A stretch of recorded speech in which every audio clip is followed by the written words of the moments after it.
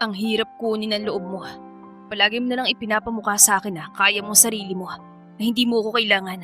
Ano bang dapat kong gawin? Mi Amor Tales presents The Billionaire's Elusive Wife. Written by Alexa Ray. Saan ka ba nagpunta? Kauwi mo lang kanina pero umalis ka na naman. Hindi ka man lang nagpaalam sa akin. Nakakapit pa rin ang isang kamay ni Hera sa doorknob habang nakatingin sa kanyang live-in partner na si Kenneth. Mabilis na sumimangot ang mukha nito na marinig ang pagtatanong niya. Kapag naman nagpaalam ako, hindi mo rin ako papayagan. Kaya umalis na lang ako. Pabalang na sagot nito.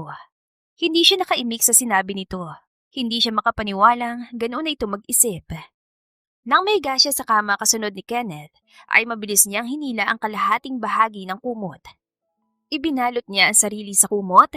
Alam niyang walang dalawang braso na yayakap sa kanya sakaling siya'y ginawin.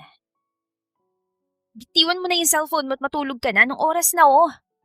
Turan niya habang nakatingin sa malapad na likuran nito. Kita mula doon ang liwanag ng cellphone nito. Matutulog ako kung kailan ko gusto. Ikaw matulog, masyado kang mabunganga. Medyo napiko na siya sa naging sagot nito. Bumangon siya at kinuha ang cellphone sa kamay nito. Ano ba? May ginagawa ko, huwag kang bastos! Muling binawi nito ang cellphone mula sa kanya. Nang maagaw nito yun, ay napabaling ang mga mata niya sa screen ng cellphone nito. Bahagya kasing nakaharap sa kanya ang screen yon. Anong ginagawa mo? Mahinang tanong niya. May halong pagdaramdaman tinig niya. Hindi nasisiyahan sa nakikita niya sa screen ng cellphone nito. Video ng babaeng halos maghubad na ang naroon. Kaya pala sinagad nito ang volume ng cellphone pababa para hindi niya marinig ang pinapanood nito. Nakita mo na nagtatanong ka pa. Ini-off nito ang cellphone at bumalik sa pagkakahiga. Hindi naman natahimik ang kalooban niya sa nakita. Bakit nanonood ka ng mga ganyan, Kenneth? Sa tabi ko pa. Hindi napigilang tanong niya. Tapos ano, ganyan ka lang? Hindi ka magsasorry? Naghihinanakit ang tinig niya habang nakatingin dito. Tila narindi sa kanya si Kenneth, kaya't padabog itong bumangon at humarap sa kanya. Alam mo, nakakarindi ka na eh. Wala na ako iba narinig kundi yung bunganga mo. Galit na buliyaw nito. Nagdadabog nitong nilisan ng kama at pabalibag na binuksan ang pinto para lumabas. Agad na sumunod siya dito. San ka na naman ba pupunta? Wala kang pakialam. Naiwan siya nakatayo sa pintuan. Tanging ang tunog ng motor nitong papaalis ang naririnig niya.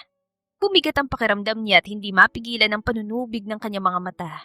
Kumanik siya sa loob at muling nahiga sa kama. Doon ay hindi niya napigilan ng umiyak. Unti-unting lumilinaw sa kanya na hindi na siya nito mahala. Bakit parang matamlay ka, Hera? May problema ba? Kinabukasan ay tanong sa kanya ni Gina, ang cook sa eatery na pinagtatrabahuhan niya. Wala pang customer kaya malaya silang nakakapag-usap. Wala to, ayos lang ako. Kulang lang sa tulog. Ngumiti siya dito bago muling tumingin sa harap ng kaha. Siya ang cashier doon tuwing umaga. Kulang sa tulog? Bakit? Pinupuyat ka ba ng partner mo? Tanggihan mo rin minsan, Nera. Baka magsawa. Mahinang kinurot siya ni Gina sa tagiliran habang tumatawa.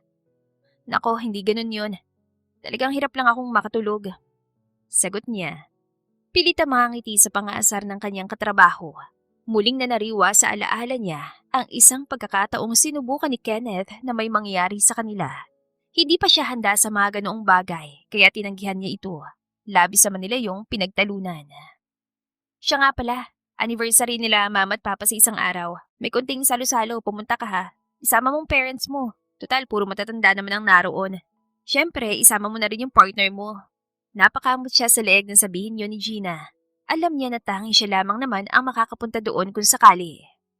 Ulila ako, isa pa baka hindi ko maisama si Kenneth. Madalas siyang wala sa bahay. Nakatungo lang siya habang ipinapaliwanag yon kay Gina. Ganun ba? O sige, kahit ikaw na lang yung pumunta. Alam mo naman ang bahay ko, hindi ba? Matipid na tinanguan niya ito. Dumampot na lang siya ng tuyong basahan upang bahagyang punasan ang harapan niya. Nang matapos ang shift niya, ay dumiretso muna siya sa talipapa na malapit sa bahay nila. Bumili siya ng karne at ilang klase ng gulay na pansahog. Nang maibalot ng tindera ang mga binili niya, ay iniabot niya ang bayad dito. Akma na siyang aalis nang magsalita si Aling Bilen, ang tindera. Akala ko kanina ka pa nakauwi. Tura nito. Kumunatan noon niya sa kasandaling tinanaw ang bahay nila. Ngayon lang po, Aling Bilen. Bakit po? Tila nag-aalangan ang itsura ng matanda. Sa huli sinabi pa rin ito ang nakita. Ay dumating si Kenneth kaninang tanghali. May sakay na babae sa motor. Akala ko naman na ikaw ang kasama niya. Pareho po silang pumasok sa bahay. Paglilinaw niya. Oo, iha. Sino ba yon ha? Hindi siya nakaimik. Naglalaro sa isip niya ang hindi magagandang bagay. Baka kamag-anak niya po yun, Aling Belen. Sige po, mauna na po ako. Maraming salamat po. Naging mabagal ang pagakbang niya patungo sa kanilang bahay. Pilit na pinaniniwala ang sarili na ang babaeng kasama ni Kenneth ngayon sa loob ng bahay ay kamag-anak lang nito. Kahit ilang beses na niyang itinanggi sa sarili ang iniisip, ay marahan pa rin niyang binuksan ang pinto ng bahay. Tinahak niya ang daan papunta sa kanilang kwarto. At bago pa man niya magawang buksan yon, ay narinig na niya mula sa loob ang mahihinang halinghing ng isang babae. Sa puntong yon, hindi na niya binigyan pa ng pagkakataon ng sarili na itanggi pang kanyang naririnig. Sigurado na siya. Kahit hindi niya gustong makita pang ginagawang pagtataksil ng nobyo, ay binuksan niya ang pinto. Doon ay nadatnan niya si Kenneth na nakahiga habang nakapatong ang isang babae rito. Lumabas ka. Mahina ngunit maring utos niya sa babaeng kanina lang ay nakapatong sa nobyo niya. Mabilis na nagbihis ang babae at nakayukon tumakbo palabas ng bahay. Natagpuan ng mga mata niya ang mukha ni Kenneth. Nanlalaki ang mga mata nito at hindi makaimik. Ngayon lang to, Kenneth. Patatawarin kita. Ngayon lang, mahal ko siya, Hera. Naputol ng tuluyan ang natitirang pisi ng pasensya niya. Napapikit siya, bahagyang napapailing sa labis na sakit. Nang magmulat ay luhan niyang tinitigan ito, kasabay ng pag-aalala sa lahat ng masasakit na ginawa nito sa kanya. Gusto niyang punuin ng galit ang puso niya upang nang sa ganon ay mas maging madali sa kanya ang palayain ito. Kunin mo lahat ng gamit mo at umalis ka na.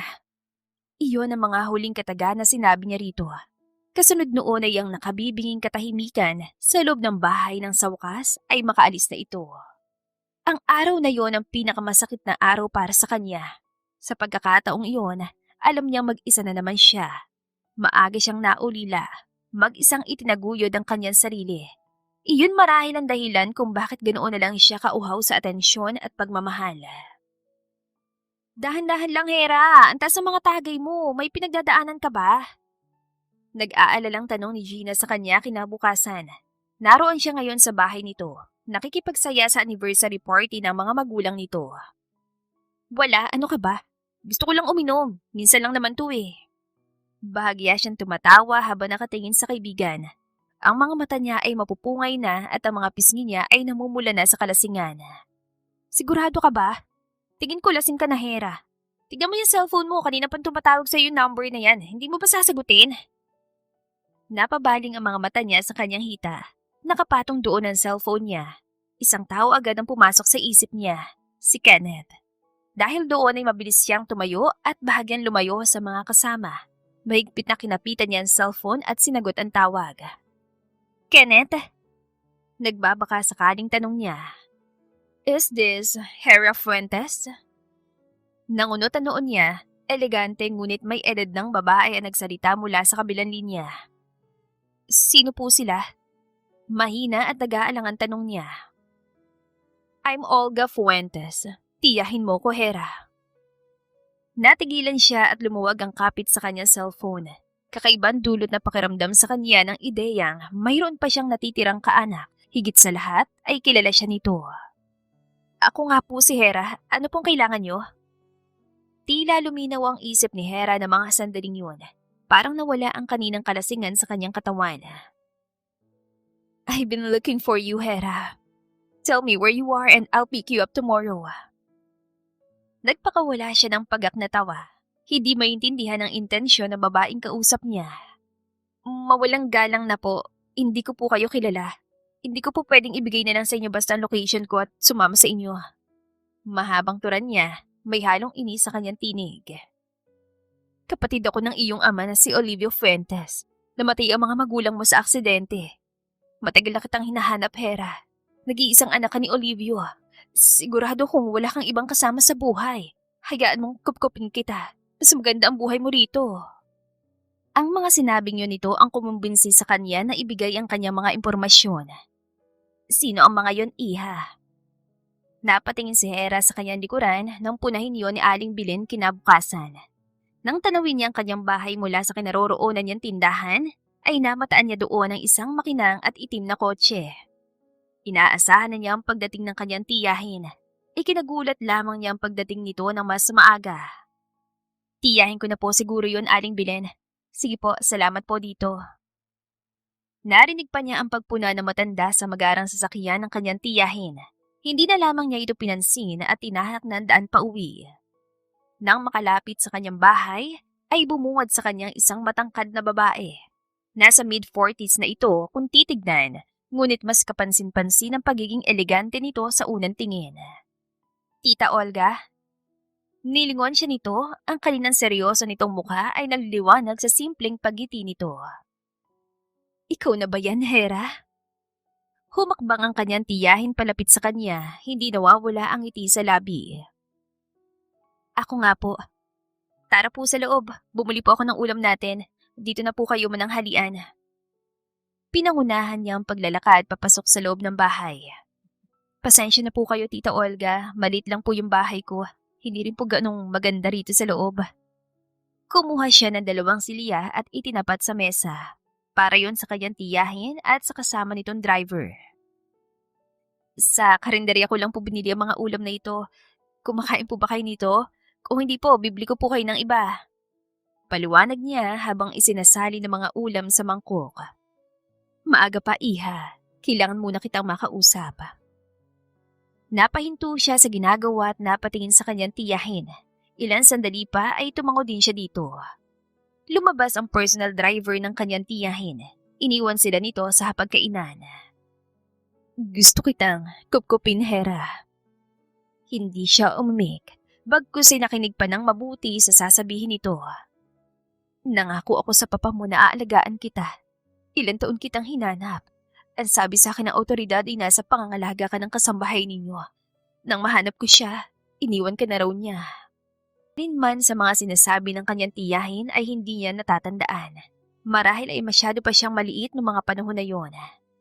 Sabi niya, iniwan ka niya sa tapat ng isang bahay. Akala niya ikukupkupin ka ng mga yun pero nang puntahan namin yung bahay ay wala ka roon. Napag-alaman kung dinala ka nila sa ampunan. At nang lumaki ka, tumakas ka naman doon. Ang huling sinabi ng kanyang tiyahin ang tanging naaalala niya. Totoo iyon. Nang maging 10 taong gulang ay nilisan niyang ampunan at itinaguyod ng mag-isa ang sarili. Naranasan niyang manirahan sa lansangan, maglinis sa mga sasakyan, magbenta ng kung anong-anong prutas na madali lamang na makukuha kung saan-saan. Nagkaroon lamang siya na maayos sa matutuluyan na magtrabaho siya sa isang kantin bilang dishwasher. Please, Iha, sumama ka sa akin. Mas gaganda ang buhay mo kasama ako. Nakikiusap na sabi ng kanyang tiyahin. Hindi na niya naintindihan pa ang mga sumunod na sinabi nito. Ang alam lang niya ay pumayag siya sa gustong mangyari nito. Sa estado niya, wala namang mawawala. Sabik na rin siya sa buhay na hindi isang kahig, isang tuka. This is our house, Iha. Nakangiti ang kanyang tiyahin nang makatuntong sila sa entrada ng mansyon nito. Hindi nga siya nagkamali. Totoong napakayaman nito. Ang laki po ng bahay niyo, Tita Olga. Hindi po kaya ako maligaw dito? Namamangha niyang sabi habang inililibot ang mga mata sa karangyang nasa harap niya. Natawa sa kanya ang ginang. Nahihiya naman niyang iniabot sa ilang mga trabahador ang mga gamit niya nang kunin iyon ng mga ito. Hindi nagtagal ay dinala siya nito sa kanyang magiging silid. How's your room, Iha? Ayos lang ba sa'yo? May gusto ka bang ipabago? Ngiting-ngiting usisa ng kanyang tiyahin. Inilibot niya ang kanyang paningin sa paligid. Wala na siyang masabi. Sobra na iyon para sa kanya. Maganda po, Tita Olga. Ang tanging nasabi niya. Hinayaan siya nitong magpahinga ng araw na iyon. Kinabukasan ay agad siyang dumiretso sa kusina upang timplahan ang sarili ng kape. Binitbit niya palabas ang kape. Gusto niyang makalanghap ng preskong hangin mula sa labas. Nang mamataan ng gazebo sa labas, ay mabilis niya yung tinahak. Naupo siya doon at sinandal ang sarili sa kinaupuan. That's enough, Lawrence. Maganda ng katawan mo. Nagawi ang paningin niya sa hindi kalayuan na marinig ang tinig na yun. Doon ay nakita niyang isang babae na nakasuot ng pink na bestida. Sunod ay tinignan niya ang taong tinawag nitong Lawrence. Isa itong matangkad at matipunong lalaki. Nagja-jogging ito at nang marinig ang babae ay huminto ito at lumapit. Where's that Tatiana? They're not done yet? Tanong na lalaki sa babaeng tinawag nitong Tatiana. He's looking for you, Lawrence. May mahalaga raw kayong pag-uusapan. Nang sabihin yon ni Tatiana ay nakita niyang tumango ang lalaki at umalis na. Akma na niyang ibabalik ang paningin sa hawak na kape nang kunin ni Tatiana ang pansin niya. Hi! Nakangiting bati nito. Umupo ito sa tapat niya at tumingin sa kanya. Ngayon lang kita nakita rito. Ako nga pala si Tatiana. Nag-aalangang inilapag niya ang tasa sa mesa at inabot ang pakikipagkamay ni Tatiana. Hera, matipid niyang pakilala. Are you related with Madam Olga Fuentes? Tita ko siya. Nakita niya ang bahagyang panlalaki ng mga mata ni Tatiana. So, that's you! May kaunting tuwa sa tinig na tura nito. Ang alin? Napakunot ang noon niya sa pagtataka.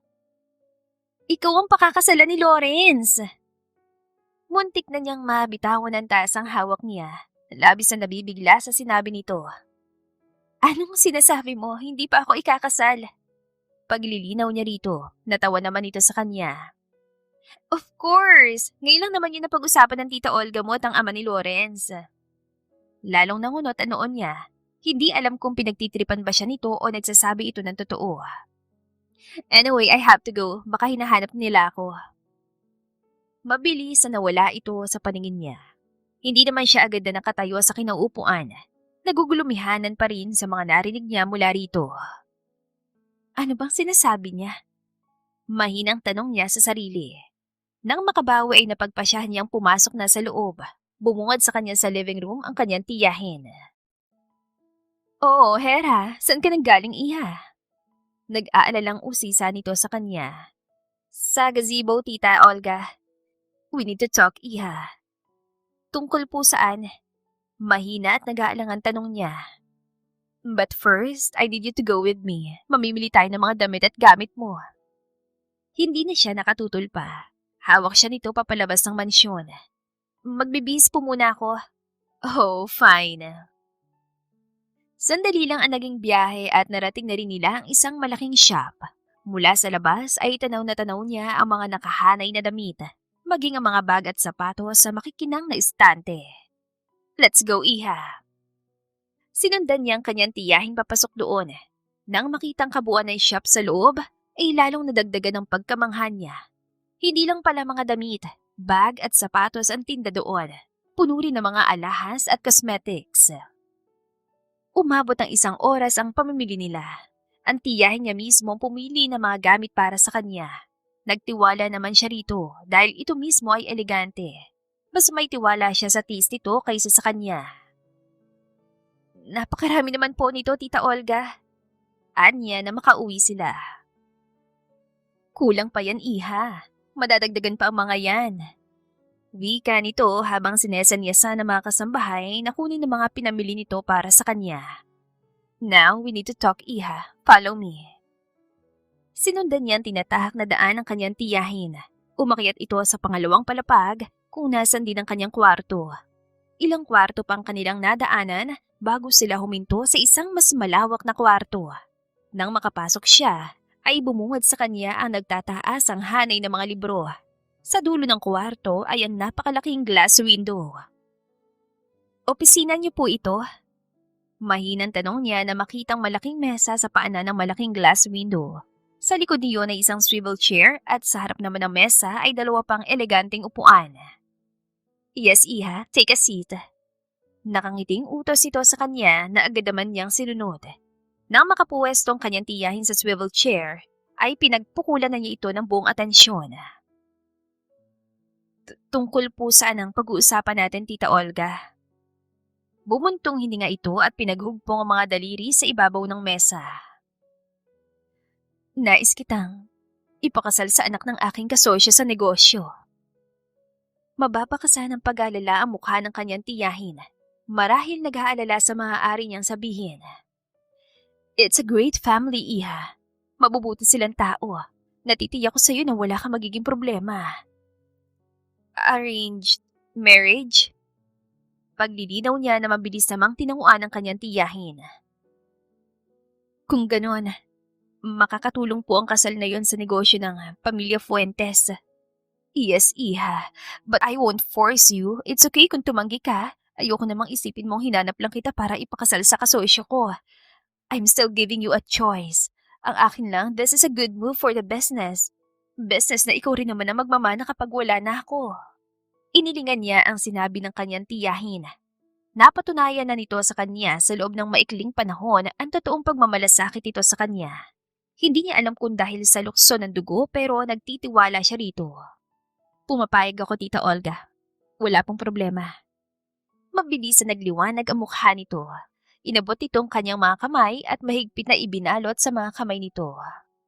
Are you sure, Iha? I'm not forcing you to do this.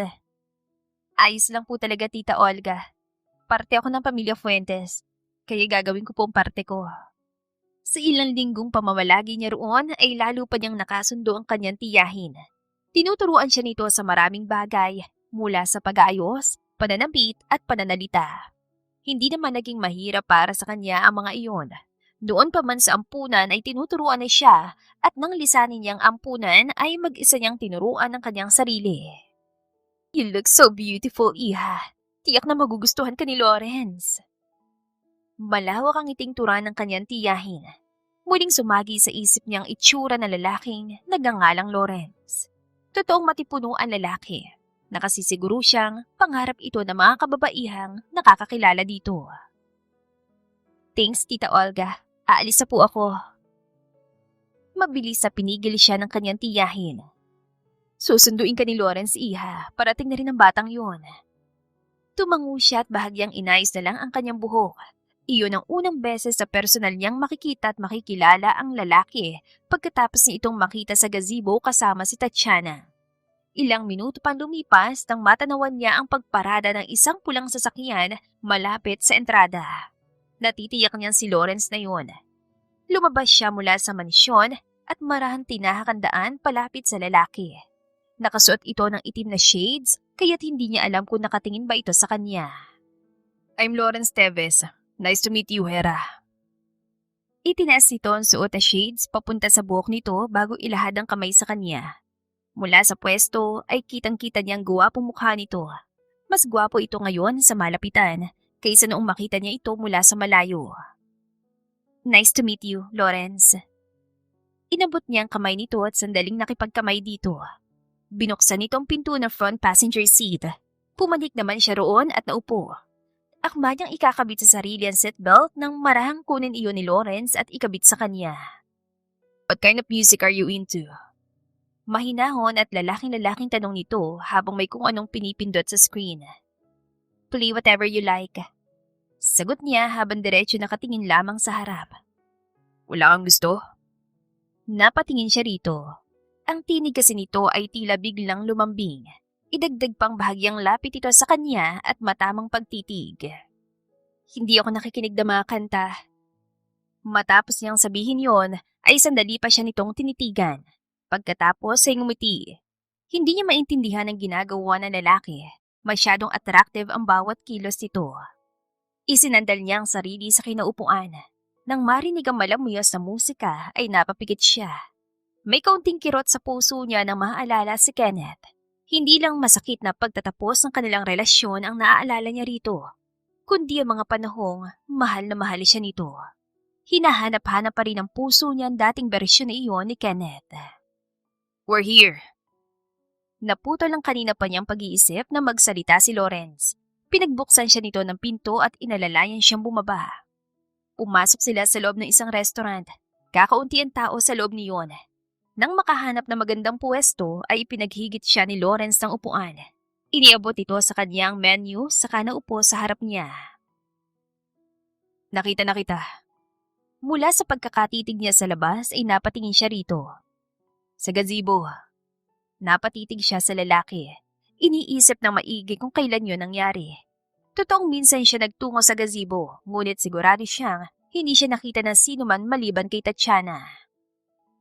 Nakita kita lumabas at umupo sa gazebo. Hindi siya nakaimik sa sinabi nito. Sigurado ni siyang ang tinutukoy nito ay ang araw din na nakita niya ito. Hindi lamang niya akalain na nauna pala siya nitong mapansin. You looked cute back then, still wearing your all-white sleepwear in the morning.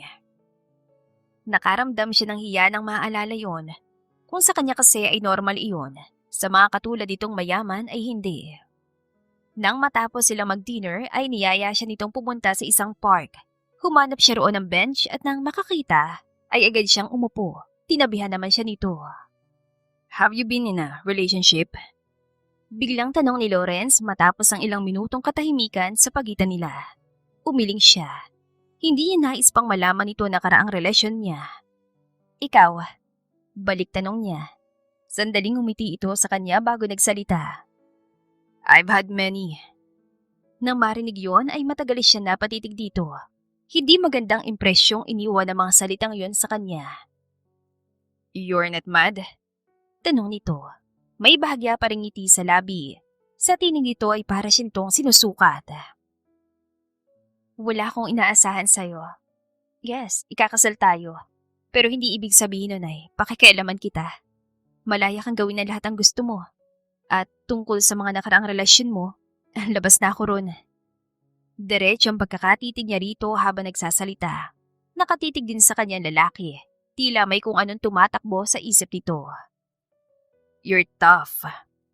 Iyon ang naging sabi ni Lawrence sa kanya. Pagkatapos noon ay inihatid na siya nito pabalik ng mansyon. Sa kabilang banda ay panay ang pangasar ni Tatiana kay Lawrence. Ikinuwento kasi niya rito naging pag-uusap nila ni Hera. Paano yan, Lawrence? Mukhang hindi ka tipo na mapapangasawa mo. Natatawang kantsaw nito sa kanya. Umalis ka nga dyan, Tatiana. Ginugulo mo na naman ako eh. Ano na naman yung pinagtatalunan yung dalawa dyan? Malagom ang boses sa tanong ng kanyang ama nang abutan sila nito sa living room. Tito, nabasted pong anak niyo. Totoo ba yon, Lawrence? Natatawa na ring tanong ng kanyang ama. Hindi naman siya nakasagot. Ano bang sinabi sa'yo ng pamangkin ni Olga? Wala naman, Dad. I asked her kung hindi ba siya galit na marami akong nakadate from the past. Paliwanag niya. And what did she say? Tanong ng kanyang ama. Si Tatiana naman ay nakaabang habang nakangisi sa kanya. Labas daw siya ron at wala raw siyang inaasahan sa akin.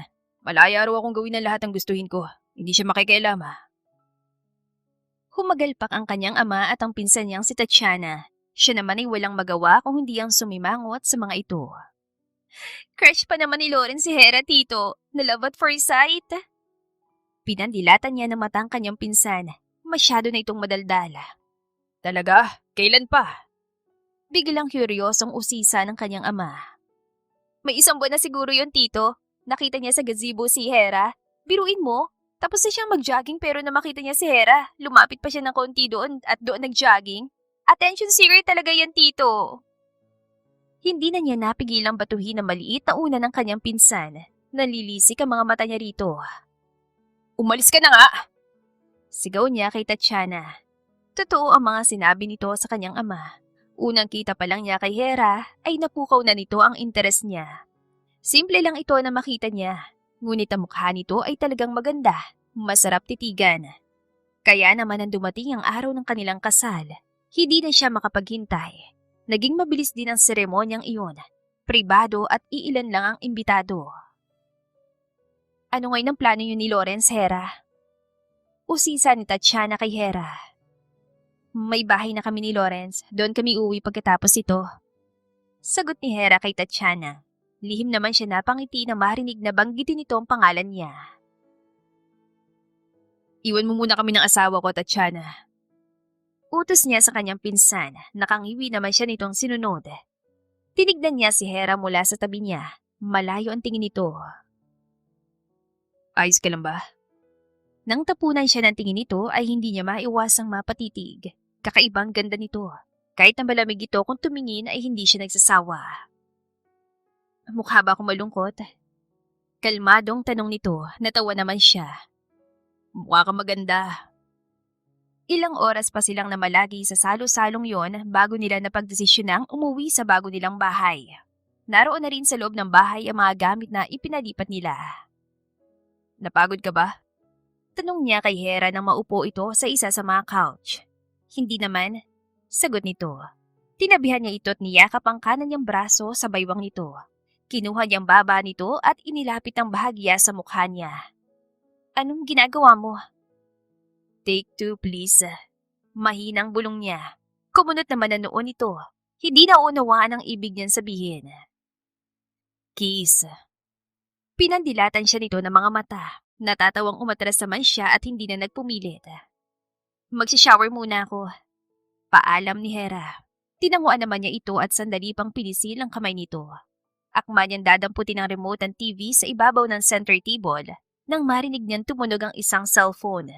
Nalingunin niya iyon ay nakita niya ang cellphone ni Hera. Kenneth. Iyon ang pangalang nakalagay sa screen habang nagre-ring yun. Dinampot niya ang cellphone at sinagot ang tawag sa kabila ng alinlangan. Hera? Tawag ng isang lalaki mula sa kabilang linya. Who's this? Tanong niya. Tumahimik ang kabilang linya. Hindi siguro inaasahan na ibang sasagot sa tawag nito. Nasaan si Hera? Sandali niyang tinignan ang hagdan pataas. Naroon ang kwarto nilang dalawa kung saan naliligo ngayon si Hera. She's in the shower. Who's this? Kasama ka ba niya sa bahay? Sino ka? May bahay na pag-alalang tanong ni Kenneth. Asawa niya ako. Hindi na muling nagsalita ang lalaki sa kabilang linya. Nang tignan niya ang screen ay pinatay na pala nito ang tawag. Hindi siya mapalagay pagkatapos ng tawag na yon. Curious siya sa kung sino ang lalaking tumawag. Sa labis sa pag-iisip, ay tinuunan niya ang kanilang kwarto sa taas. Nadatnan niya si Hera na nakaupo sa harap ng vanity mirror. Nakabihis ang white na night dress at nagtutuyo ng buhok gamit ang isang tuwalya. Someone called. His name is Kenneth. Natigilan ito sa ginagawa. Nakita niyang hindi may paliwanag na emosyon sa mga mata nito. Ex-boyfriend mo? Seryoso ang tinig na tanong niya. Ang katahimikan naman ito ang nagsilbing kasagutan para sa kanya. Ang sabi mo wala. Imbes na magpaliwanag ay naglakad ito papalapit sa kanya at binawi ang cellphone nito. Sa susunod, kapag nakita mong may tumatawag sa cellphone ko, ibigay mo na lang sa akin. Yun lang ang sinabi nito. Tinalikuran na siya at muling ipinagpatuloy ang kanyang ginagawa. Hindi niya alam kung ano ang mararamdaman sa inaasta nito. Mukhang masyado nitong sineryoso ang sinabi nito, hindi ito makikialam, kaya't maging siya ay wala ring karapatan na pakialaman ito. I'm free tomorrow. May gusto ko bang gawin o puntahan? Pagbabago niya sa usapan. Sandali itong tumigil para nag-iisip. Ikaw ang bahala. Napatitig siya rito. Nauubusan na siya na maaari pang sabihin. Nilapitan na lamang niya ito, marahan niyang kinuha rito ang tuwalya at marahan ding idinampi yon sa buhok nito. Amoy na amoy niya mula sa kanyang puwesto ang amoy ng shampoo nito. Ayos na, magpahinga ka na. Natigil siya sa ginagawa ng kunin nito mula sa kanyang tuwalya. Hindi pa umaabot ang 2 minuto ang pagtutuyo niya sa buhok nito ay pinigil na siya nito. I'm still wet. Halos pabulong niyang sabi. Tumayo si Hera at sandaling sinabit ang tuwalya. Dumiretso ito sa paghiga sa kanilang kama. Hindi man lamang tumitingin sa kanya. Tinungo niya ang kama at tumabi rito. Nakatalikod naman ito sa kanya. Hindi niya alam kung dapat ba niya itong yakapin gaya ng gusto niya. Tila napakailap nito. Ilang sandali pang tiniis niya bago tuluyang iyapos ang kanyang braso sa bewang nito. Ramdam niyang pagkagulat nito nang idantay niya ang mukha malapit sa leeg nito. Good night, wife. Kinaumagahan, nagising siya na wala roon si Hera. Nang makapaghilamos at makapagbihis ay agad siyang bumaba. Walang tao sa living room kaya dinerecho niya ang daan papunta sa dining area. Breakfast is ready. Tura ni Hera na makarating siya roon. Napangiti siya na sa wakas ay masilayan ang mukha nito. Ipinaghain na kita, tapos na ako mag-almusal. Nawala ang ngiti niya. Napatingin siya sa dining table. Isang plato na lang ang naroon. Patunay na tapos na nga talaga itong kumain. Akma nang aalis ito nang pigilan niya. Next time. Napatingin ito sa kanya, malamig pa rin ang mga mata. Next time, sabay tayong kumain. Napatitig ito sa kanya. Ilan sandali pa ay tumango rin ito. Nang makaalis ito ay mag-isa niyang sinimula ng pagkain. Hindi iyon ang inaasahan niyang tagpo nila sa bawat araw bilang mag-asawa. Malayong malayo iyon sa naiisip niya. Samantala, ay hindi mawala ang titig ni Hera sa kanyang cellphone nang magtungo siya sa pool area. Nasa screen ang numero at pangalan ni Kenneth. Hanggang ngayon ay iniisip pa rin niya kung dapat bang burahin na niya ang numero nito sa contacts niya. Ikinagulat niyang biglang pag-ring ng kanyang cellphone. Lumakas ang tibok ng puso niya nang makita roon ang pangalan ni Kenneth. Hera, hindi siya nakaimik. Mag-usap tayo, Hera, please. Nakikiusap na sabi nito mula sa kabilang linya. Ramdam naman niya ang panunubig ng kanyang mga mata. Ano bang dapat nating pag-usapan? Matigas sa tanong niya. Di mo sinabi sa akin na ikakasal ka na. Ano ngayon sa'yo kung ikinasal ako? Tapos na tayo, Kenneth. Mahal pa rin kita, Hera. Please, magkita tayo, mag-usap tayo, pupuntahan kita. Napapikit siya. May bahagi sa puso niya na gusto ring makipagkita rito. Ngunit alam niyang mali yun. Sige, saan? Halos pabulong na niyang tanong. Bukas, sa Lasort. Magkita tayo ron. 9:00 ng umaga. Ang tinig nito ay desperado. Siya naman ay lihim na pinagagalitan ng sarili dahil alam niyang mali ang kanyang gagawin. Pagkatapos niyang sumang-ayon ay mabilis niyang pinutol ang tawag. Natutulala niyang tinanaw ang tubig mula sa pool. Makikipagkita ka sa kanya? Halos mapapitlag siya sa gulat nang marinig ang tinig ng kanyang asawa. Kasalukuyan silang nasa pool area. Kanina ka pa dyan? Hindi ito umimik. Seryoso lamang ito nakatingin sa kanya. Tumayo siya mula sa pagkakaupo sa tabi ng pool, hinarap niya ito. May pag-uusapan kami, bakit kayo naghiwalay? Ang madalas sa malambing nitong boses ay naglaho. Masyado itong seryoso ngayon. He cheated on me. Yes, of course. Hindi siya makaimik sa tapang nito. Now tell me, ano pang dapat yung pag-usapan? Lalo siyang naubusan ng maisasagot. Tama ito. Malinaw ang dahilan kung bakit naghiwalay sila ni Kenneth. Wala nang ibang dapat na pag-usapan. Hindi ko alam. Ang tanging naisagot niya. Is this what you want? Nag-angat siya ng tingin kay Lawrence. Walang pakialaman? Hindi mo naiintindihan. Yes, I don't. Because I would not do that. Tuluyan siya napayuko sa sinabi nito. Labis na napapahiya. I'll drive you there tomorrow. Hindi. Hindi ako tutuloy. Mahinang aniya. Hindi na ito umimik pa. Ilan sandali pa ay iniwan na siya nito doon. Hindi niya mapigilan na mapaluha dahil alam niyang masyado pa rin siyang umaasa kay Kenneth. Napakatanga niya. Dumaan pa ang mga araw na hindi siya iniimik ni Lawrence. Hindi na rin siya tumuloy sa pakikipagkita sa kanyang ex-boyfriend at nakablock na rin ang number nito sa kanya. Hi! Sorry, bigla ng pagbisita ko. Si Lawrence? Tanong ni Tatiana nang bumisita ito isang araw. Sa living room, abala sa trabaho. Sagot niya. Sabay nilang tinahakandaan papasok ng bahay. Agad naman lumapit si Tatiana kay Lawrence nang makita ito nakaupo sa couch ng living room. Wow, working at home? Parang bihira mo lamang namang gawin yan noon, Lawrence ha? Madalas sa opisina mo ginagawang trabaho mo. Ganyan mo pa talaga kagustong makasama si Hera? Manahimik ka nga.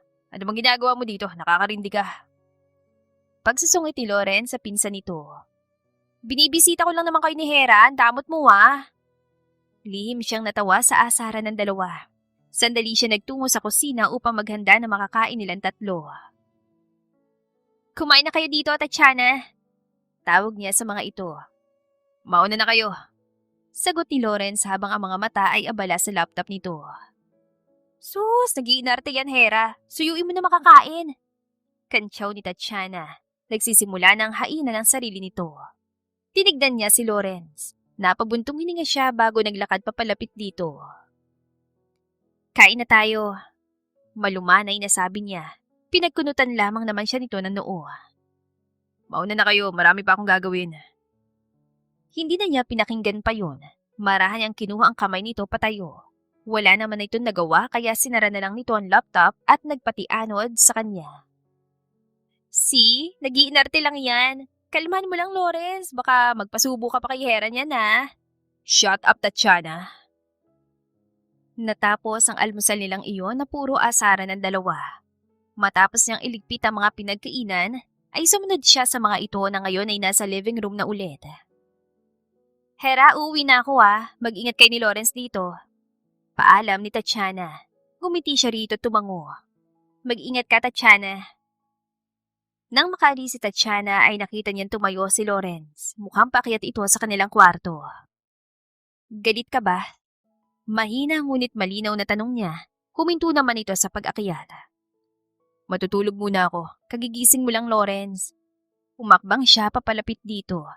Nang makalapit ay marahan niyang hinila paharap ang braso nito. Nakipagtitigan siya rito. Ito naman ay kunot na kunot ang noo. What?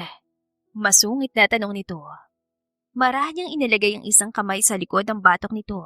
Ramdam naman niya ang gulat nito. Hinila niya ito palapit sa kanya. Ang mukha nila ay kakaunti na lamang ang layo sa isa't isa. Galit ka ba? Muling tanong niya. At imbes na sumagot ay sinunggaban nito ng halik ang labi niya. Marahan siyang hinawakan nito sa likuran. Ang mga halik nito ay palalim ng palalim. Kasabay niyon ang unti-unti nitong paglalakad pataas ng hagdan. Walang magawa ang katawan niya kung hindi ang magpadala rito. Lawrence. Sambit niya sa pangalan nito nang makarating sila sa loob ng kwarto. Hindi nagtagal ang paghihiwalay na yon ng kanilang mga labi. Agad na binalikan siya nito upang halikan ulit. Naramdaman niyang pag-akyat ng kamay nito sa loob ng kanyang damit. Marahan itong hinahaplos ang balat niya. Kanay. Mainit at pabulong na tanong nito nang maihiga siya nito sa malambot nilang kama. Bahagya siyang tumango. Takot na ipahalata dito ang labis sa pananabik niya sa ginagawa nito. Naging mainit ang mga sandaling yon, gaya ng tirik na araw sa labas. Kapwa sila ng kaidlip matapos sa nangyari. Nang magising siya, ay natagpuan niya ang sarili na nakasubsob sa malapad na dibdib nito. Ang dalawang braso nito ay nakapulupot sa kanya. Tila ayaw siyang makawala. Lawrence. Tawag niya rito. Agad ito nagmulat. Marahil ay kanina pa itong gising. Malambing na tanong nito. Bumangon na tayo. Anya. Umalpas ang ngiti sa labi nito. Inilagay nitong isang palad sa kanyang pisngi. Hinahaplos yun. Hindi niya alam kung paano tatanggapin ang mga titig nito. Ni minsan ay hindi pa siya tinignan ng ganoong noon. Ang mga titig nito sa kanya ay tila naglalambing. Tila siya lamang ang nakikitang babae nito. Dress up, may pupuntahan tayo. Hinalikan siya nito sa gilid ng labi bago ito bumangon. Wala naman siyang ideya kung saan siya gustong dalhin ito. Saan tayo pupunta? Tanong niya habang nasa biyahe. Dolomite. Sagot nito. Napatango siya rito. Magandang ideya yon para sa kanya dahil bibihira lamang siya makakita ng dagat sa Maynila. Nang makarating sa destinasyon, ay naupo silang dalawa sa isang bench. Bakit mo ko dinala rito? Tanong niya. Hindi siya nilingon ito, ngunit sumagot ito. Gusto kitang makilala. Nakangiting tura nito bago siya tuluyan lingunin. Wala namang kakaiba sa buhay ko. Hindi nawala ang ngiti nito sa kanya. Nag-iwas tuloy siya ng tingin. Nakwento sa akin ni Madam Olga na maaga ka naulila. Simula nito. Pero hindi niya nabanggit na may naging ex-boyfriend ka. Hiwalay na kami bago ko makilala si Tita Olga. Sagot niya. Si Kenneth ang kasama ko ng 4 na taon. What happened? Mabuti siyang lalaki. Hindi ko alam kung ano nangyari. Naging toxic ang relasyon namin. Ako naman, naghahabol sa kanya. Until nahuli ko may nangyayari sa kanila ng babae niya sa loob ng bahay namin. Nagbuntong hininga siya tumanaw sa dagat. Yun lang naman. Hindi naman ganong interesting ang relasyon namin ni Kenneth. Kung pwede nga lang ay binura ko na siya sa isip ko. Hindi niya narinig na magsalita si Lawrence kaya napatingin siya dito. May problema ba? Nilingon siya nito sabay iling. I just want you to expect more from me. Please, rely to me. I want that. Kitang-kita niya ang lambing sa mga mata nito habang sinasabi ang mga yon sa kanya. Punong-puno iyon ng sinseridad. Bakit ka? I like you. Tila umatras ang puso niya nang marinig ang pag-amin nito kahit hindi pa tapos ang tanong niya. Hindi niya alam ang dapat na maramdaman. Hindi ko alam ang sasabihin ko. Turan niya. You don't have to say anything. Gusto ko lang na malaman mo. Hindi na siya nakapagsalita pa pagkatapos niyon. Hanggang sa biyahe nila pauwi ay bitbit niya sa isip ang mga sinabi nito. Pagdaan ng isang buwan, naging mas komportable sa kanya si Lawrence. Naging madikit ito sa kanya at araw-araw na ipinararamdam sa kanya na gustong-gusto siya nito. Han, tawag nito sa kanya. Iyon ang madalas na itawag sa kanya nito. Sabi nito ay mas tunog mag-asawa ang ganun tawagan. Siya naman ay tinatawag pa rin ito sa pangalan nito. Mansari natin ngayon. Anong gusto mong gawin? Nag-isip siya. Nadala na siya nito sa iba't ibang restaurant sa Maynila. May mga pagkakataon na ipinapasyal din siya nito sa ilang mga kilalang tourist spot sa bansa. Wala akong alam na ibang lugar eh. Ayos lang sa akin kung dito lang tayo sa bahay. Anya habang abala sa paggawa ng chocolate cupcake. Anong klase ng date bang gusto mo? Kung okay lang sa'yo, mag-book tayo ng hotel dito sa Manila. Yung Kita Manila Bay. Order tayo ng chicken, pizza at fries. Pansin ko, mas malakas ang kain mo kapag yun naman kinakain natin eh. Pinigilan niyang mapangiti. Alam na alam nito ang gusto niya. Hilig talaga niya ang mga pagkain na yon, kahit maraming kakaibang pagkain ang naipatikim ang asawa sa kanya. Kita ko yun. Natatawang pangasar nito sa kanya. Ngiti na, hindi naman binabawalan eh. Ganoon nga ang ginawa nila. Nag-book sila ng hotel at nagpunta doon kinahapunan. Hindi siya binigo nito dahil lahat ng gusto niyang pagkain ay in-order nito. Gusto ko pa. Anya nang maubos na mga binili nila. Halos siya lamang naman ang kumain niyon. Sure, gusto pa ng asawa ko eh. Agad na umorder ito online. Maging siya ay nagtataka kung bakit parang malakas nga siyang kumain ngayon. Han, tawag nito. Nilingon niya ito at nakita niya mukha nitong tila nag-aalangan. Ano yun? May bagong hired sa kumpanya. Simula nito. Pinagtakhan niya yun dahil wala namang kinalaman sa kanya yun. Si Stephanie, ex-girlfriend ko. Nang marinig yun ay napatingin siya dito. Ngayon, bumabalik sa alaala niya mga sinabi niya rito noon na hindi siya makikialam tungkol sa past relationships nito. You have nothing to worry about, Han. I'm just telling you, para aware ka. Dagdag pa nito. Nag-iwas siya ng tingin. Alam niyang maliit na balitang yon ay maaaring maging banta sa kanilang relasyon. Hindi ako nag-aalala. It's up to you kung gusto mo makipag-reconnect with her. Sabi ko naman sa'yo, hindi ako makikialam. Hindi nakaimik si Lauren sa sinabi niya at alam niya sa sarili na hindi iyon totoo. Para sa kagaya niyang pinagkaitan ng pagmamahal, madali ang mahulog sa gaya nito. Napag-usapan na natin to, hindi ba? May pag-aalalang sabi nito. Umiling siya, tinignan ito ng diretsyo sa mga mata. I never agreed with you. Hindi porke sinabi mo sa akin na dapat akong umasa sa'yo, gagawin ko na. Hindi na magbabagong pananaw ko sa relasyong meron tayo. Napapakinabangan ang parehong pamilya natin ng marriage na to. Ang tanging responsibilidad lang natin ay ang pakisama ng isa't isa. Bukod pa ron, wala na. Hindi na naging maayos pa ang hapon na yun. Hindi pa nila nasusulit ang oras sa hotel ay umuwi na sila. Hindi niya alam sa sarili niya kung bakit siya nagkakaga noon. Iba ang sinasabi ng utak niya sa puso niya. Matutulog na ako. Paalam niya rito na makita niya itong hawak ang laptop nito.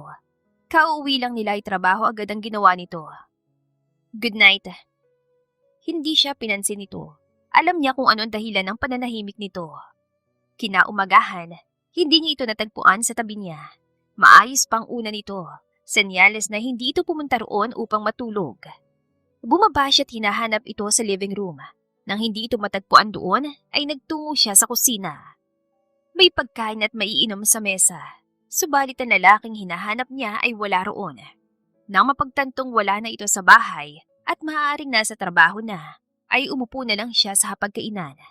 Nakakailang subo pa lang siya ng pagkain, ay nakaramdam na siya ng kakaiba. Mabilis na tinakbo niya ang sink sa kusina at doon sumuka. Hindi naman sira nakain ko. Sambit niya sa sarili. Nang araw na yon, napili niyang bumisita sa kanyang tita Olga kaysang mainip sa bahay. Kumusta ka naman, Iha? Tanong ng kanyang tiyahin nang makarating siya. Ayos lang po ako, Tita Olga. Kayo ni Lawrence, nagkakasundo ba kayo? Hindi siya agad nakasagot. Napabuntong hininga tuloy ang kanyang tiyahin. Iha, mabait si Lawrence. Nababanggit niya sa akin na minsan ay mailap ka sa kanya. Buksan mong puso mo. Hayaang patunayan ang sarili niya sa'yo. Ayos lang po kami, Tita Olga. Hindi lang po kami nagkakasundo kung minsan. Oh, siya sige. Basta subukan mo ha. Pagbigyan mo siya. Tumango-tango siya sa sinabi ng tiyahin. Anyway, nabanggit sa akin ng ama ni Lawrence na may position siyang gustong i-offer sa'yo. Ako sana'y meron din pero mas gusto kong malapit ka kay Lawrence. Kaya ko po kaya yon, tita? May pag-alalang tanong niya. Alam niya sa sarili na wala siyang sapat na kaalaman sa negosyo ng mga ito. Of course, you can do it, Iha. You're smart and you're confident. Sigurado naman ako nang ilalagay ka niya malapit kay Lawrence. Igaguide ka ng asawa mo. Ang naging usapan nilang yon ng kanyang tiyahin ay nagdulot ng kaba sa kanya. Lalo na nang ipatawag siya ng ama ni Lawrence sa opisina nito upang makausap. Good morning, Mr. Teves. Bati niya rito na makapasok sa opisina nito. Good morning din, Iha. Kumusta ka? Sinanyasan siya nitong maupo. I'm all good, sir. Drop the formality, Iha. Anyway, pinapunta ka rito upang i-offer sa iyong position na maging sekretary ni Lawrence. Itinago niya ang gulat niya sa sinabi nito. Plus, your desk will be inside of his office. Is that okay with you? Hindi siya agad nakasagot. Ilang araw na siyang hindi inimik ni Lawrence kaya tila mahirap na bagay sa kanya makasama ito araw-araw sa iisang opisina. Iha? Muling tawag nito sa kanya. Yes, Dad. Okay lang po. Anya na nakatungo. Good to hear that. Hindi kita agad na isasalang sa mabigat na trabaho. Igaguide ka muna ni Lawrence. Ipapaliwanag niya sa'yo kung anong role mo. Hindi na niya naintindihan pa mga sumunod na sinabi nito. Sapat ng nauna niyang narinig upang kabahan siya ng sobra. Here, this is your laptop. Bring that tomorrow. Inilagay ko na lahat ng pending works at schedule ko dyan. I will teach you how to do that as well. Mahabang litanya ni Lawrence na makauwi siya. Hanggang ngayon ay seryoso pa rin ito at ani mo'y laging galit. Magsisimula na ako bukas? Yes. Matipid na sagot nito. Wala na siyang ibang nasabi. Tumango na lamang siya rito. Kinaumagahan, maaga silang bumangon. Walang imikan silang nag-almusal at walang imikan ding sumakay sa kotse. Wow, she's pretty. Sino siya? Rinig na rinig niya ang bulungan ng ilang mga binata sa hallway. Hindi rin nakaligtas sa kanyang pagsulyap ng kababaihan sa kanya. Nawala lang sa mga itong isip niya nang marinig niya tila naiinis sa pagtikim ni Lawrence. Get inside. Tila nagmamadaling utos ito. That's your desk. Turo nito sa isang desk na kulang na lang ay idikit sa desk nito. Sigurado ka bang akin yan? Nag-aalangan niyang paniniguro. Why? Masyado kasing malapit sa desk mo. Baka sa'yo rin yan eh. Hindi siya pinansin nito. Inilapag lang nitong bag niya sa kanyang desk at bumalik na sa pwesto nito. Hindi pa siya nagtatagal sa pagkakaupo sa kanyang desk ay mayroon ang pumasok sa opisina. May bitbit itong ilang mga papel nang lumapit kay Lawrence. Yes, Stephanie? Napunta mga mata niya sa babaeng pumasok. Matangkad ito, magandang kutis at magaling manamit. Pasado upang maging ex-girlfriend nito. Good morning, Mr. Teves. I just need your approval for this campaign. Sagot ni Stephanie bago ilapag sa desk ni Lawrence ang ilang mga papel. Pinanood niyang basahin ito ang mga yon at pirmahan. Good work. Thanks, sir. Nakangiting sabi ng babae. Lumabas na rin ito agad mula sa opisina. Ngunit ang malanding pagtitig nito kanina sa kanyang asawa ay hindi maalis sa isip niya. That is Stephanie Romero, marketing manager. Just so you know. Wika ng asawa niya. Marahil ay napansin ang pag-iisip niya. Pinalis niya nakita sa isipan at baka paranoid lang siya. Binuksan na lang niyang ibinigay nitong laptop at inusisang schedule nito. Ganoon na naging araw-araw na routine niya, maliban na lang sa kakaibang pakiramdam na nagpapahirap sa kanya sa trabaho. Naging masela ng kanyang pang-amoy. Madalas din ang paggamit niya na CR. Humihina ang kanyang katawan at tila palagi siya nilalagnat. Are you okay? Tanong sa kanya ni Lawrence na makita siya nito nakasandal sa kanyang upuan. Hindi siya umimik. Umiling lang siya. Narinig niya ang pag-alis ito sa kinaupuan at ang paglapit ito sa kanya. Anong nararamdaman mo? May pag-alalang tanong nito. Nanghihina ako eh. Para ko nilalagnat. Bumakas ang labis sa pag-alala sa mukha nito. Tinitigan niya ang mukha nito dahil ngayon na lamang siya ulit pinansin nito na walang kinalaman sa trabaho. Dadaling kita sa ospital. Hindi na. Iuwi mo na lang ako. Pahinga lang ang gamot dito. Are you sure? Paniniguro nito. Agad siyang tumango. Alright, umuwi na tayo. Kapag lumala pa yan, dadalhin na kita sa ospital. Mabilis na naiuwi siya nito. Buong ingat siya nitong inihiga sa kama at ikinuha ng tubig. Kumusta ang pakiramdam mo? Tanong nito nang tabihan siya nito sa kama. Ayos lang ako. Akmang ipapatong sa kanya nito ang kumot nang tumunog ang cellphone nito. Inuna naman itong ayusin ang lagay niya bago sagutin yun. Stephanie, anong problema? Tanong nito sa tumawag. Hindi niya marinig ang pinag-uusapan ng mga ito, ngunit ang katotohanan ng kausap nito sa Stephanie ay sapat na upang mabahala siya. Ano raw yun? Tanong niya nang ibaba na nito ang tawag. May naging problema lang sa opisina. Nag-iwas siya ng tingin. Puntahan mo na, kaya kong sarili ko. Dito lang ako, isa pa okay ang sabi ko, pumunta ka na. Natigilan ito sa biglaan niyang pagsigaw. Maging siya'y nabigla rin sa sarili. Bumalik ka na ron, may trabaho ka pa, kaya kong sarili ko, huwag mo na akong alalahanin. May pagmamatigas na utos niya rito. Ano ba problema mo, Hera? Hindi siya nakaimik nang tanungin siya nito. Mahihimigan kasi ang inis dito dahil bahagyang tumaas ang boses nito. Wala akong problema, Lawrence. Kung ganun, bakit ka nagkakaganyan? Ang hirap kunin ang loob mo. Palagi mo na lang pinamumukha sa akin na kaya mo sarili mo, na hindi mo ako kailangan. Ano bang dapat kong gawin? Wala siyang ibang nagawa kundi lumunok sa mga sinasabi nito. Sabi mo sa akin kung ayaw mo sa akin, hayaan kita. Hindi naman kita pipilitin eh. Maging tapat ka lang sa akin. Hirap na akong basahin ka. Nangingilid ang mga luha nito nang sabihin yun. Batid niyang sobra ng inis at lungkot na nararamdaman nito. Pero sa huli, pinili pa rin niyang pagsinungalingan ng sarili. Ewan niya, basta naiinis siya kay Stephanie. Hindi pa ba malinaw na wala akong nararamdaman para sa'yo? Matigas at mariin niyang tanong. Hindi naman ito nakaimik. Tila narating na ang hangganan ng pasensya nito.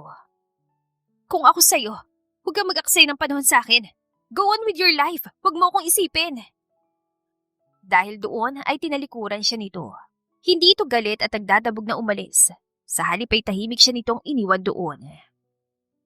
Ilang sandali pa ay narinig niyang pagdating ng kung sino. Nang bumukas ang pinto ay bumungad sa kanya si Tatiana. Ikaw pala, anong ginagawa mo dito? Nanghihinang tanong niya. Umupo naman ito sa gilid ng kama. Tinawagan ako ni Lawrence, bantayan daw kita. Ang bili niya kapag sumama pa ang pakiramdam mo, pilitin na kitang pumunta sa ospital. Paliwanag nito. Napatungo siya sa narinig. Hindi makapaniwalang siya pa rin ang iniisip ni Lawrence pagkatapos ng pagtatalo nila. Ano ba kasi nangyari, Hera? Tanong nito. Nagtalo kaming dalawa. Kasalanan ko. Hinawakan nito ang kamay niya at pinisil. Marahil ipinahihiwatig nito sa kanya na magiging okay din ang lahat. Hindi umuwi si Lawrence ng gabing yun. Sinamahan naman siya ni Tatiana sa bahay at doon na rin ito nagpalipas ng gabi. Nasaan naman kayang isang yun? Mahinang tanong ni Tatiana sa tabi niya. Hindi naman niya ito masagot dahil wala rin naman siyang ideya kung nasaan ang kanyang asawa.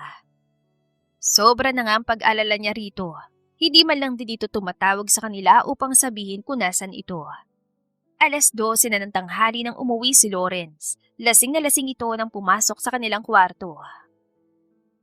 Ano ba yan, Lawrence? Ngayon ka na nga lang umuwi, lasing ka pa. Naiinis sa bulyaw dito ni Tatiana.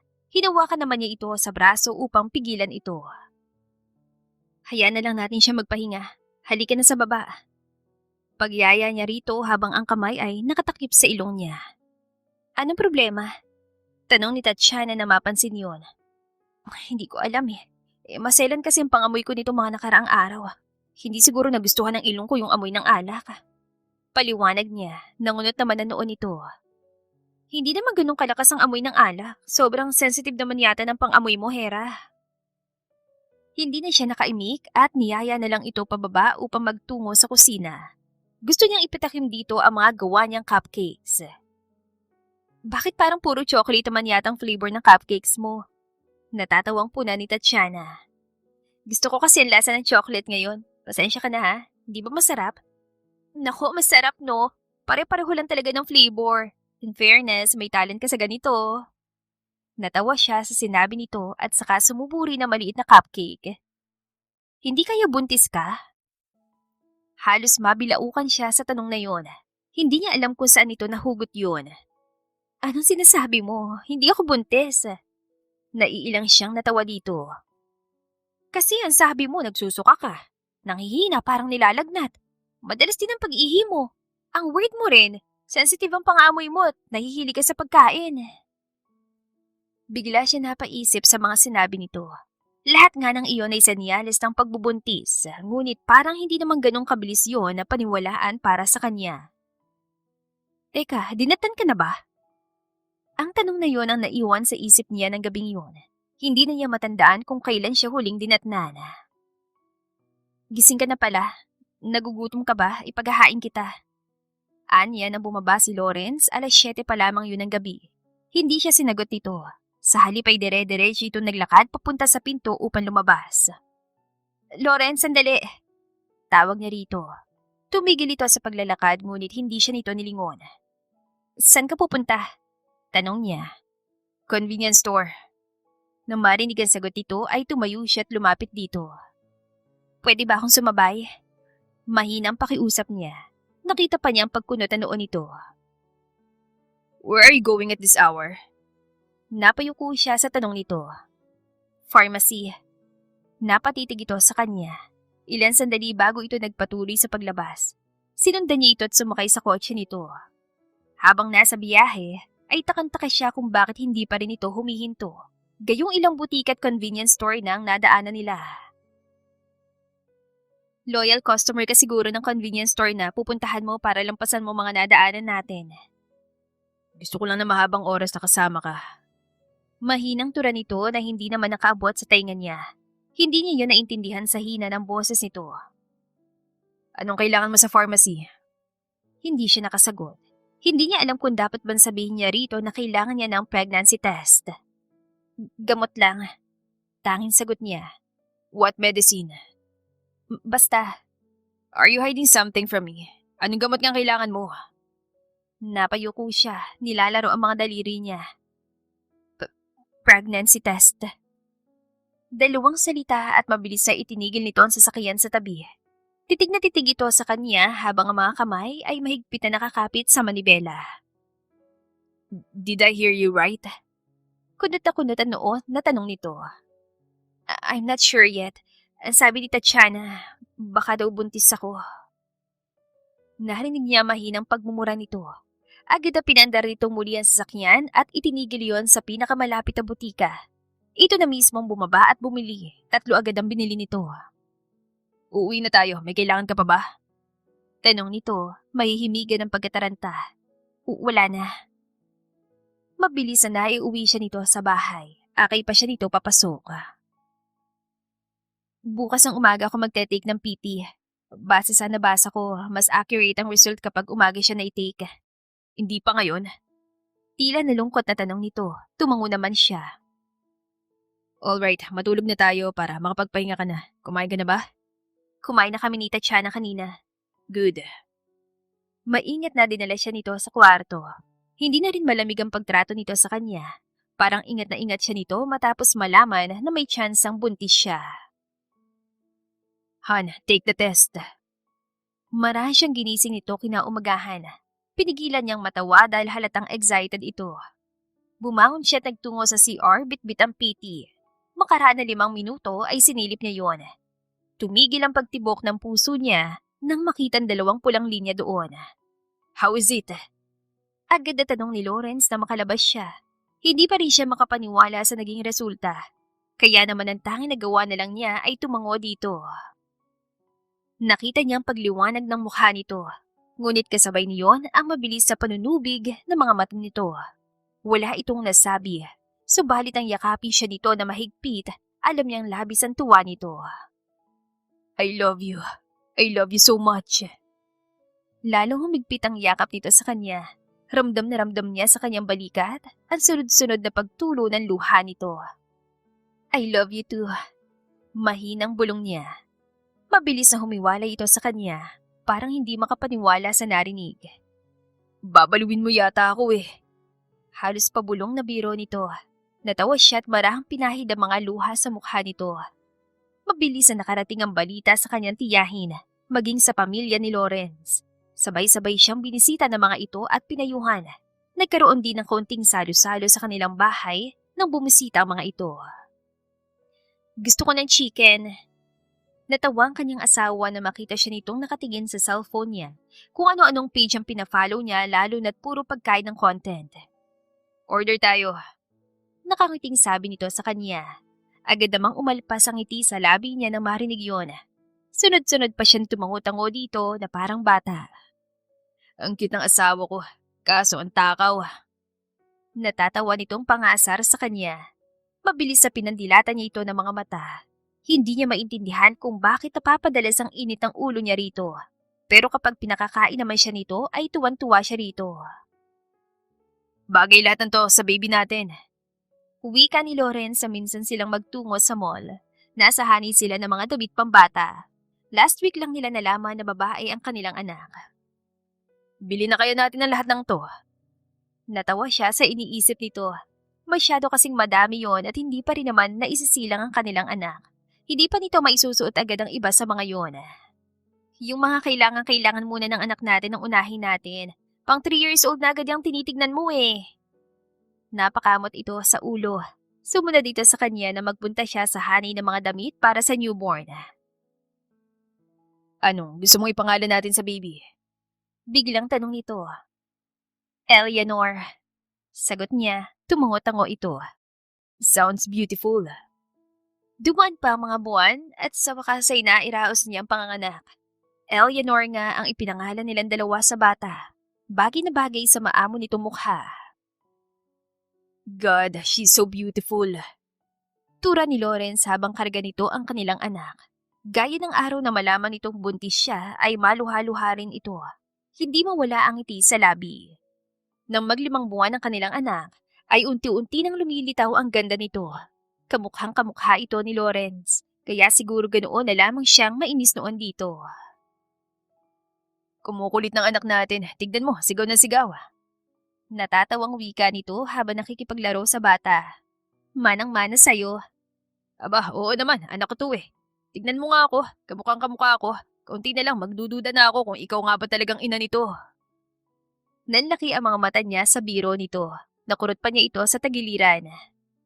"Ako ang nagbuntes, malamang akong mama niya." Natatawa niya ang sagot dito. Nang mag-1 taon si Eleanor ay dinala nila ito sa Batanes. Nag-staycation ang buong pamilya nila kasamang kanyang tiyahin. "Happy birthday, baby girl!" Bati ni Tatiana rito. Agad namang hinila ni Lawrence ang pinsan palayo dahil baka raw mahawang anak nila sa mukha nito. "Bakit hindi? Sa ganda kong to, hindi na kayo lugi." Sagot ni Tatiana. "Magsitigil nga kayo, naririndi sa inyo si Eleanor. Tingnan nyo't hindi na masubuan ng maayos ni Hera ang anak niya." Saway ng ama ni Lawrence sa mga ito. Walang paglagyan ng saya niya ng araw na yon. Noon lamang siya nakaramdam ng umaapaw na pagmamahal. Nadagdagan pa yon dahil nabiyayaan siya na napakagandang anak. "Sobrang saya ko, Han. Kasama kita. Kasama natin ang anak natin. Pati na rin ang mga pamilya natin." Nakangiting wika ni Lawrence habang hawak nito ang kamay niya. Nakaupo silang dalawa sa damuhan habang nakatanaw sa mga bituin. "Mahal na mahal kita, Hera." "Mahal na mahal din kita, Lawrence." Hindi man naging maayos ang kanilang umpisa, ay naging mapayapa naman ang kanilang pagsasama dahil pinili nilang dalawang piliin ang isa't isa. Sa tanang buhay ni Hera ay wala pa nagmahal sa kanya na tulad ng pagmamahal ni Lawrence. Mabuti na lang at hindi ito sumuko sa kanya sa kabila ng lahat. At bilang pagbawi, ipinapangako niyang magiging mabuti siyang asawa at ina habang nabubuhay siya. The End. Kung nagustuhan ninyo ang aming istorya, huwag kalimutang mag-like at subscribe. Salamat sa pakikinig. To God be the highest glory. Hanggang sa muli. Paalam!